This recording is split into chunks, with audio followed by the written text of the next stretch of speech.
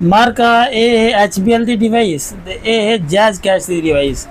अज असां बेनज़ीर दे पैसे इंदे च किवें विड्रा थिने ते इंदे च किवें विड्रा थिने ए तो मुकम्मल तरीका दसेंदे पैसे ते इंदे च कढवाने दा तरीकाकार क्या है ते इंदे च कढवाने दा तरीकाकार क्या है ए भी दसेंदे पैसे।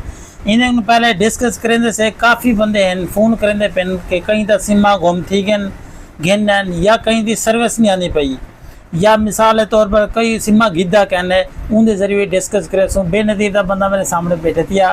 ठीक है डेढ़ सारे को लेन प्याज मुकम्मल तरीकाकार इतना ही तो दसेंदे पैसे। सब तो पहले तो गाल करते पैसे कि 3 जून तक डेट आई कि जरा सिमा कढवाने वो कढवा गए ना, लेकिन जिन्हें नहीं कढवाया उनके वास्ते हम मसला ये है कि तुसा दफ्तर चले वैसो। अच्छा इन्होंने पुछते से कि जेरे पैसे कहने कढवाया वो क्या इतों कढवा सकते हैं ए जेरे जिन्होंने सिमा ने कढवाया? हाँ क्यों नहीं निकल वैसे। अच्छा नवी सिम या ढठी हुई? नवी सिम तो फ्रेंचाइज तो निकल सी या जरा उन्हां दा कैंप सेट उता इतना रिप्लेस थी वेंदी है। अच्छा जेरी ढह वने या खराब थी वने ओ तो निकल आओ तो निकल वैसी। अच्छा जेरी ढह वने या खराब थी वने ओ तो निकल वैसी। जेरी नवी सिम जिन्हां दा नहीं किते वैले अकाउंट वाली दा ओ तो आपको दफ्तर जो हाल ही भी मिल वैसी, क्योंकि सिमा का जो सिस्टम है वो बंद करनी थी। अगर तुसा नवे पैसे बढ़वाना चाहते वे दा वल भी जिमें अकाउंट तुरा वेरीफाई थी सी, मिसाल है तो तुसा अहल थी सो तो वल तो को सिम मिल सी वल वैलेट अकाउंट खुल सी।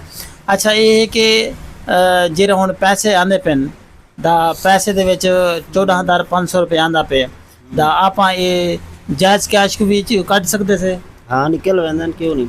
अच्छा जायज़ कैश जो निकल वेंदन तो ये HBL डिवाइस तो भी निकल वेंदन।